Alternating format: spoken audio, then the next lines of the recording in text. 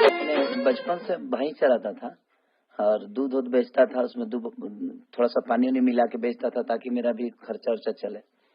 लेकिन गाता में शुरू से था और उसके बाद मेरी बीएसएफ में जॉब लग गई तो मैं 3 महीने तक किया। उसके बाद बहुत ट्रेनिंग होता था हार्ड उसका, तो भाग आया। मम्मी से बोला कि मम्मी बहुत खटाते हैं, वो लोग 4 बजे सुबह उठा देते हैं और हम बॉर्डर पे मारे जाएंगे। तो मम्मी ने, माँ का एक जो दिल होता है वो गाय की तरह होता है, वो अपने बछड़े को मरते हुए तो देख नहीं सकती। माँ ने बोला कि तू नहीं जाएगा, छोड़ दे।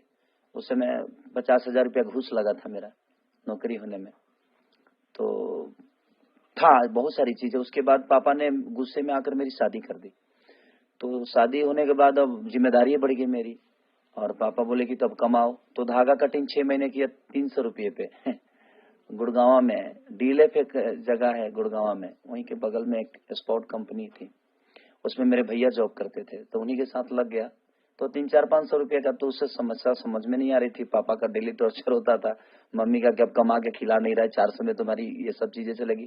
फिर पापा के साथ में लिट्टी चोखा बेचने लगा। तो पापा गार्ड की नौकरी करते थे, मैं लिट्टी चोखा बेचता था। मेरी वाइफ भी मेरे साथ देने लगी, वो भी लिट्टी बनाती थी। और गरीबी बहुत थी, खाने वाले बहुत थे, कमाने वाले बहुत कम थे। तो धीरे धीरे उसी लिट्टी चोखा के पैसे से मैं 10-10 रुपया जुगाड़ कर करके चुरा चुरा के कैसेट गाया। एक कैसेट मेरा सुपर फ्लॉप हो गया, उसमें 12,000 रुपये लगे थे। फिर एक कैसेट गाया जिसमें मैंने 22,000 रुपये लगाई। वो कैसेट 3 जिला छपरा, सिवान, गोपालगंज में अच्छा बजा। फिर मेरी प्रोजेक्ट कंपनी कराने लगी तो पैसा नहीं लगता था, मुझे पैसा मिलता नहीं था लेकिन पैसा मेरा नहीं लगता था। तो करते करते मैं एक कैसेट गाया था जिसमें मैं खुद ही साड़ी पहनकर एक लेडीज का किरदार निभाया था और मैं लेडीज बन के और मैं उस एक्ट को किया था और वो बहुत ज्यादा फेमस हुआ। और उसी समय मेरी बेटी पैदा हुई थी और मेरी बेटी के 3 महीने के बाद में एक दुनिया में खेसारी का मतलब और खेसारी क्या है वो दुनिया को पता चला कि खेसारी नाम का भी कोई इंसान इस धरती पे आया है और लोगों का प्यार मुझे मिलने लगा। उसके बाद आज तक लोगों का प्यार से मैं वर्जित नहीं रहा और लोगों की सम्मान और मान सम्मान जो मुझे मिली है, शायद आजीवन में अपने ऑडियंस का कर्जदार हूँ। जो मुझे, चाहे वो हिंदी के लोग हों, मराठी हूँ, गुजराती हूँ, पंजाबी हूँ या मेरे अपने यूपी बिहार के लोग, जो हमारी मातृभाषा हमारी जो भोजपुरी है उसके लोग, सबको मैं दिल से थैंक यू कि आप सबका कर्जदार आजीवन हूँ, आप सबका गुलाम। सलमान की अपनी विधा है, उनकी अपनी सोच है, उनकी अपनी मंच है।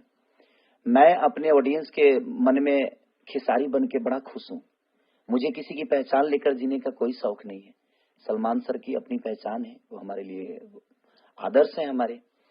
और सलमान जी अपनी जगह पे बहुत बेस्ट हैं। मैं अपने लोगों के जीवन में बेस्ट हूँ, अपने लोगों के दिल में बेस्ट बनना चाहता हूँ, जहां से मुझे मोहब्बत मिलती है। मेरी दुआ है सलमान सर के लिए कि वो बहुत हइये हैं, उनको मैं दुआ कितना भी बददुआ भी दूं तो उनको नीचे नहीं कर सकता। तो मैं बददुआ तो कभी नहीं दूंगा क्योंकि वो एक सरस्वती के पुत्र है। और जो भी आर्टिस्ट होता है ना, एक बड़ी संघर्षपूर्ण जिंदगी होती है उसकी। उसके जीवन में अपने लिए कुछ नहीं होता है, वो सिर्फ जनता के लिए होती है। आज हम कुछ भी करते हैं तो अपनी जनता के लिए सोचते हैं, हम अपने परिवार के लिए कभी नहीं सोच पाते हैं क्योंकि हमारे पास वक्त ही नहीं होता अपने परिवार के लिए सोचने का। तो आज सलमान सर भी अपने बारे में सोचते हैं, कभी आज तक नहीं सोचा उन्होंने, हर वक्त इंटरटेन के बारे में सोचा उन्होंने। तो गॉड ब्लेस यू, ईश्वर से प्रार्थना है कि वो जहां है बस ऐसे ही उनकी जिंदगी चलती रहे, जिस नाम के साथ चल रहे ऐसे ही उनका झंडा जब भी आप ऊंचाई पे जाते हैं ना तो सबसे ज्यादा खतरा आपको ही होता है। गिरने का भी डर होता है, मरने का भी डर होता है। जो जमीन पे चलते हैं उनका पैर अगर एक्सीडेंट होता है ना तो उनका पैर टूटता है, पलस्तरा हो जाता है। लेकिन जब आदमी फ्लाइट से गिरता है ना तो सीधे मौत होती है, हड्डी तक का पता नहीं चलता। तो हमारे जीवन में है, हम उड़ान पे हैं तो प्रॉब्लम भी बहुत सारी आएगी क्योंकि हवा में रुकने का कोई समस्या नहीं होता है, हवा में कोई अड़ान नहीं होती है, हवा में कोई सीढ़ी नहीं होती है जब जिसको पकड़ कर अपनी जान की रक्षा कर ले। तो जीवन में जब हम आगे बढ़ते हैं तो दुनिया हमें गाली भी देती है, हमारी आलोचना भी होती है। आलोचना उसी की होती है जब मैं उनके छोटा भाई हूँ, वो लोग मेरे लिए घर जीवन स्वरूप है। दोनों मेरे बड़े भाई हैं, वो मेरे पिता तुल्य हैं वो लोग। तो मेरा मानना ये है कि जब वो लोग हुक्म करते हैं कि बाबू आपको ये करना है, मैंने कभी उनकी बातें टारी नहीं, लेकिन मैं अप्रोच लेकर कभी नहीं गया क्योंकि वो लोग मेरे से बड़े हैं। मैं अपनी बातें शायद उनके पास रखूं और वो लोग ना करें या कोई बात हो जाए। तो मैं चाहता हूं कि वो लोग मुझे बोले कि छोटा भाई तू आजा, हम लोग एक सिनेमा करते हैं।